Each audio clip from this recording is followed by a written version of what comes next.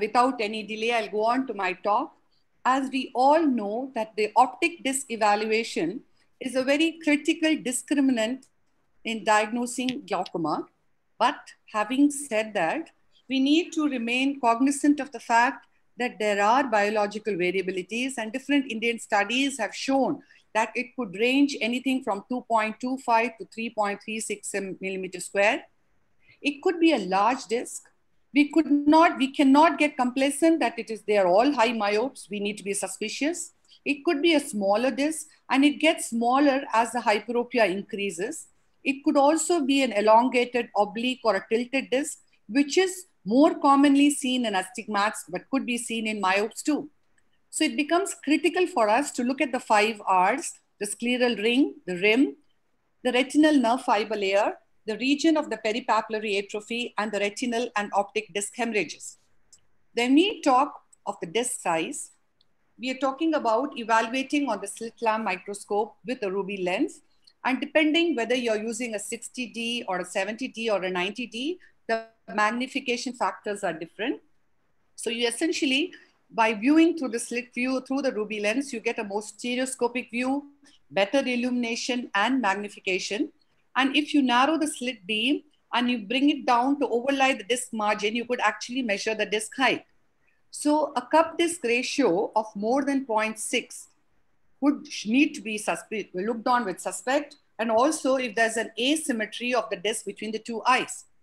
Beyond that, we also need to look at the rim disc area, which tells us its own story. We need to look at the vessels running over the disc and beyond. We need to look at the ascent rule, and we need to concentrate on the margin of the optic disc. As I had earlier alluded to, with a slit beam, we can measure the vertical diameter, and we could classify them as a small, medium, or a large disc.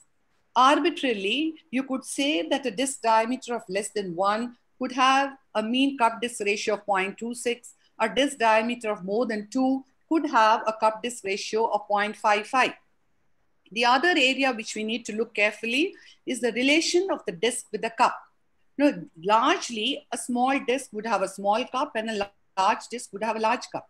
But what becomes more important to see is a small disc with a 0.3 cup disc ratio could be a suspicious glaucomatous disc because we need to look at the other telltale signs, and not necessarily only a large cup in a large disc is viewed on as a glaucomatous disc.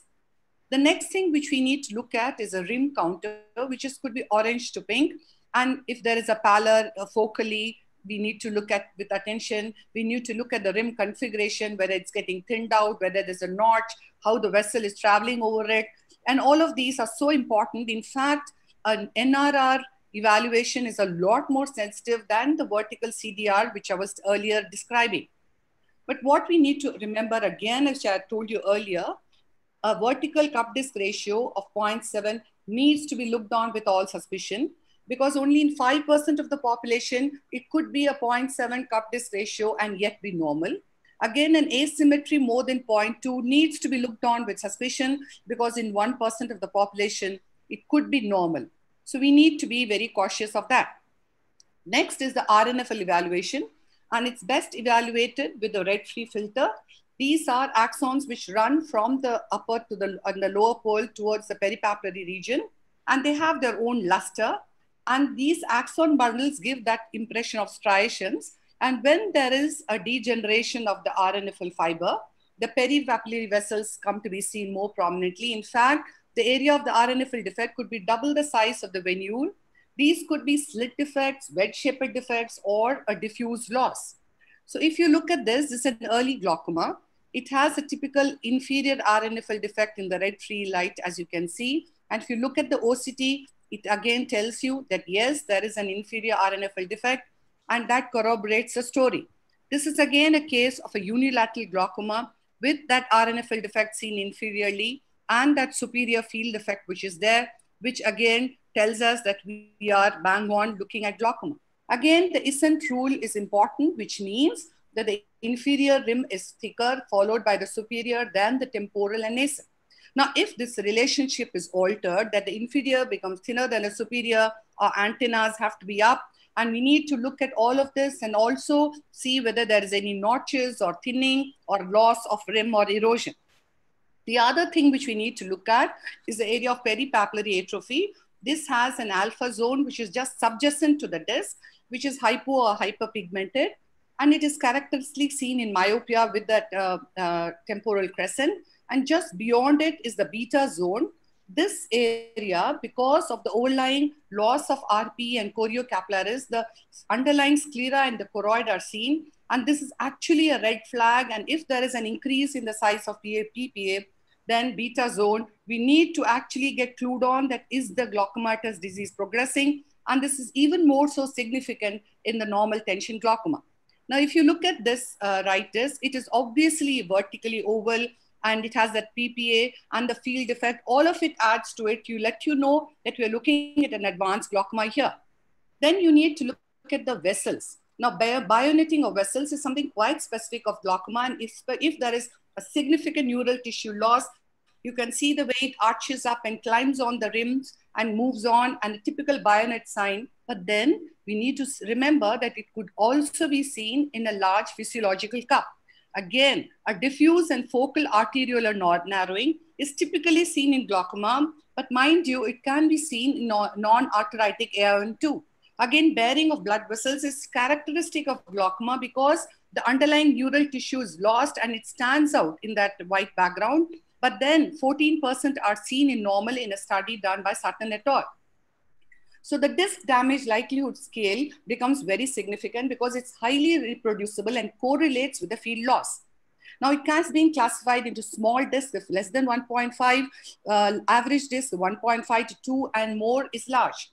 So even beyond 4, you look at the disc and the rim area ratio, and as it becomes lesser and lesser, you get conscious that you're looking at glaucoma, and it further elaborates and tells you in which clock card is the thinning more or the notch or the rim loss, and you're able to correlate these disc findings into your consecutive cases.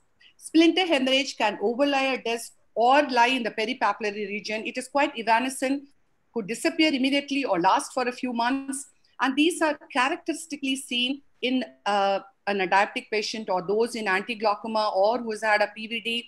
But more importantly, when these disappear, they would leave a notch. There would be an erosion of a disc margin, an area of infarct. And these are actually prognosticators that you need to have a tighter control of the glaucoma disease process. Acquired pit of the optic nerve is another pathognomic feature of a glaucomatous disc. It could be seen more on the upper and the lower pole. And in that affected area, the lamina cribrosa extends into that area of pit or the notch, and it could come with its characteristic field defect.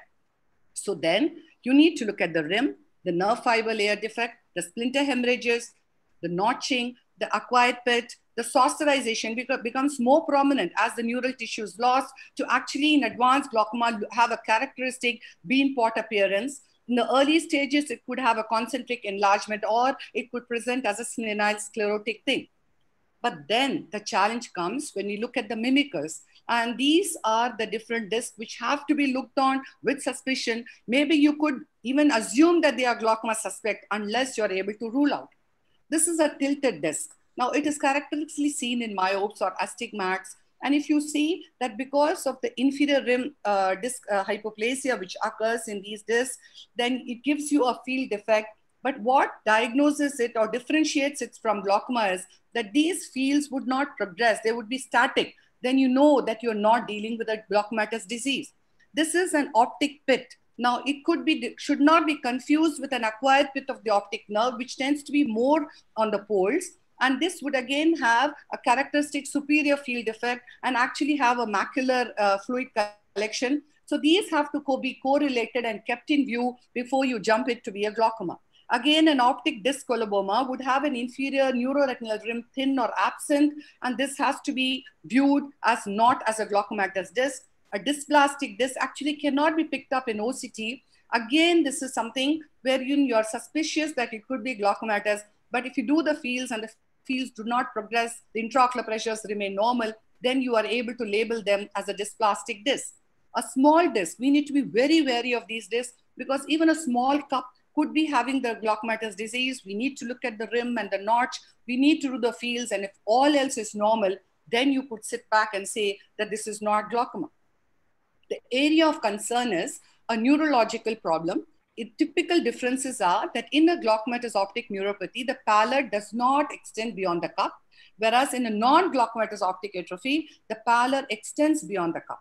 Again, it's a focal rim loss in a glaucomatous disease, and there is no focal rim loss in a non-glaucomatous disease. But then there are exceptions.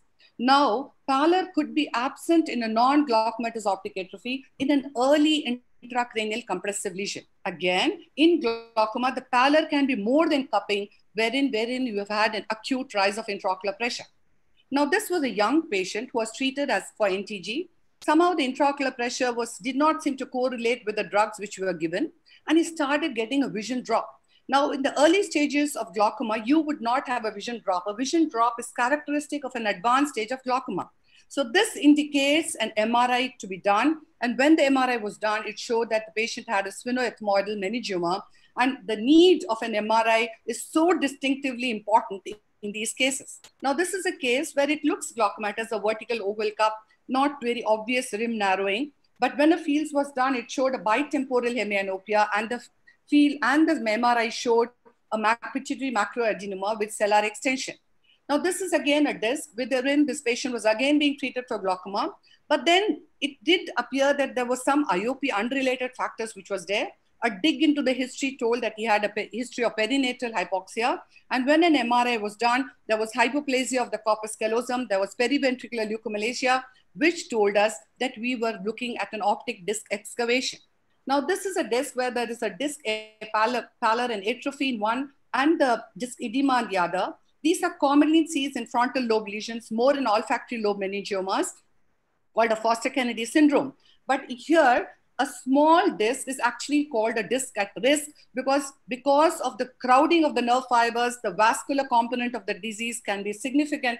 This was actually an AON, and the typical attitudinal field defect helped us to go further. Again, this was a large disc, little more pallor, and the field showed a superior quadrantenopia, wherein when you did an MRI, it showed infarcts in the occipital lobe. This was again a significantly large disc, who was being treated for a glaucoma process, but somewhere along the line, a suspicion arose. There was a superior quadrantic field defect, and he had actually a midline shift, a space occupying lesion, and this patient was lost. So in a nutshell, we need to look at the disc size, be suspicious if you see an unusual shape, determine the vertical cup disc ratio, look at the rim shape, look at the RNL, look at the disc hemorrhages, look for the vascular changes. Please look at the beta zone. Please keep in mind that the high myope, we need to rule out glaucoma. Keep in view that there could be sinister non-glaucomatous causes lying underneath, and please correlate visual fields with optic disc changes at all time. Thank you very much.